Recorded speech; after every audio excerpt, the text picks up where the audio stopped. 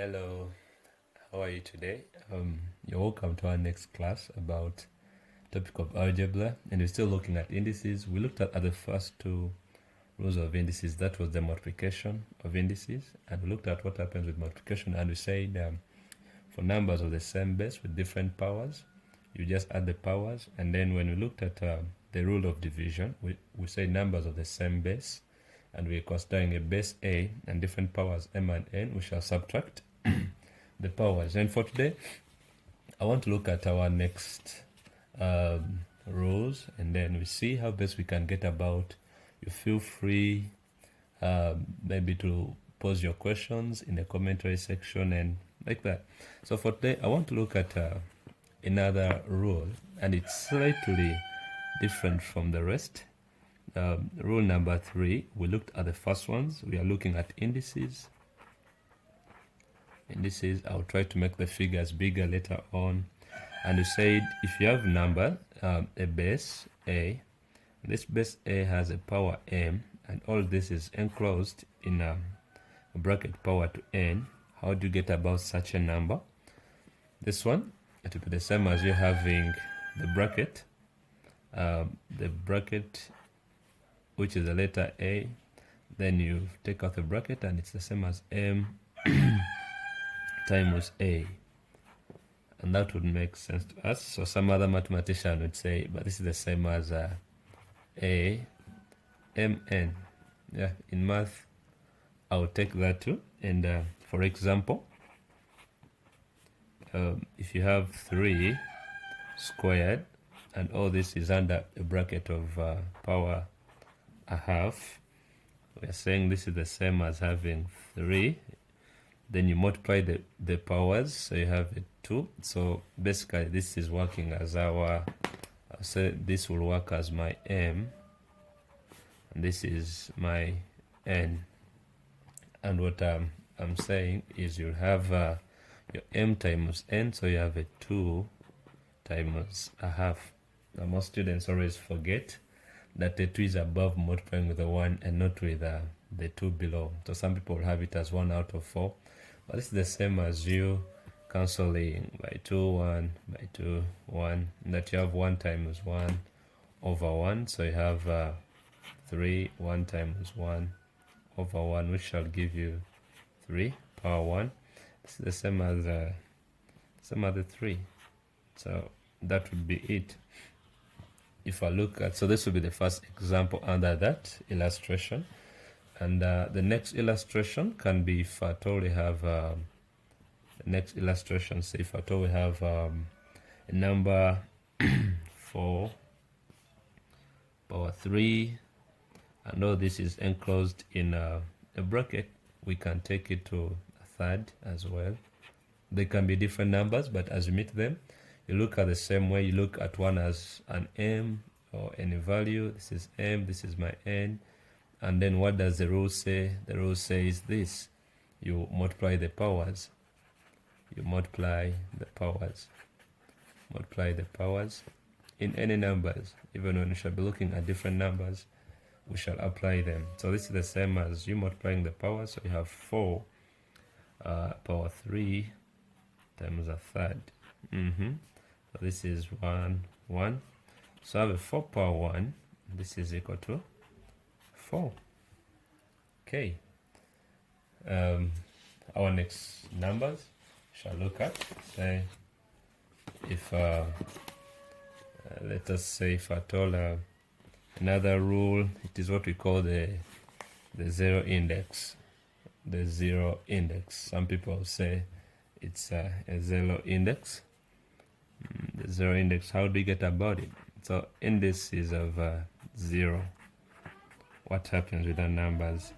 So when you have a certain base a power 0, any number that is power to an index of a 0 is always equal to a 1. What we're basically looking at is any number powered to a 0 will equal to 1. Say if you have a number different numbers. You can look at 100 power 0. What do you get? It will be 1. You can put this to your calculator. And if you have 50 power 0, it will equal to 1. So they can ask you maybe to prove that 100 power 0 is equal to 50 to power 0. You just state this rule, and once you state the mathematical principle, it shall get there.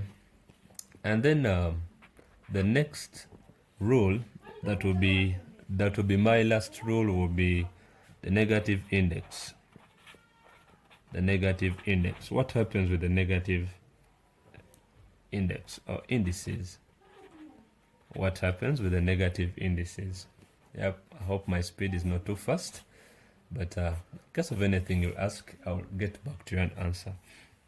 So if you have a certain number a, and a is powered to a negative n, so this is what you're calling our base, a, and then powered to a negative. The index n is a negative. What happens here? You shall just get the inverse of this and say that is 1 divided over the same number, but that takes off our negative sign. So what I'm saying is, if I have a negative a power n, this is the same as 1 out of a power n.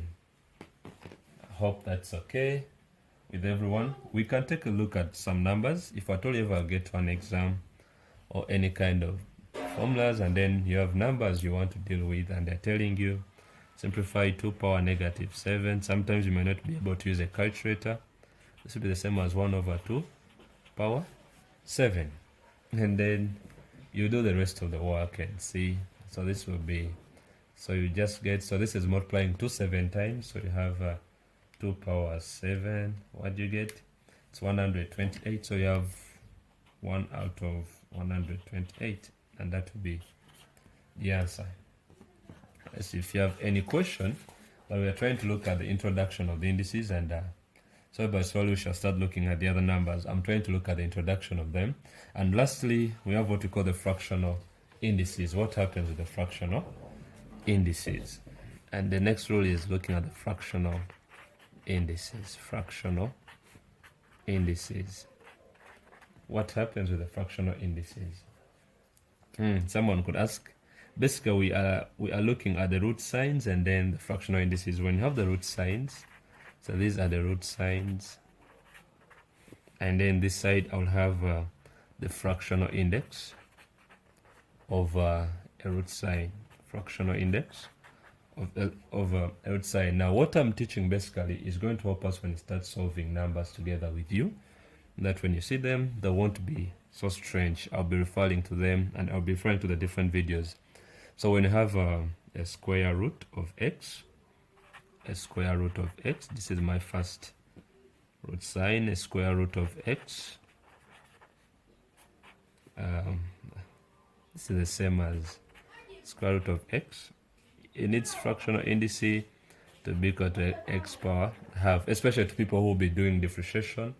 You'll be seeing such numbers. They always come back, and you might be given this x, like the square root of x, and then you're meant to attain its derivative. How do you get about it? It is always much easier when you use x power to a half, and then you get the derivative of an n minus 1, and then the n multiplying with the variable you're dealing with. And then we have what we call the cube root of a number. Say the cube root of x.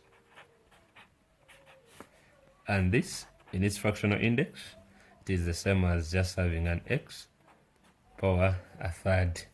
Yep. And I'll use them when you start looking at differentiation as well. Then we can also have the 4th root. It can go up to the 50th root. This is the same as x power a quarter. And then lastly, all this is on the nth root. All this that we're looking at is just the nth root. What is the number that you're looking out a number to? So the nth root of x, and this is displayed as the nth root of x. This is the same as x power that nth root. And for today, that is it. And then I'll be happy to have you in our next video as we shall start looking at the calculations. Thank you. Don't forget to subscribe and comment. Thank you.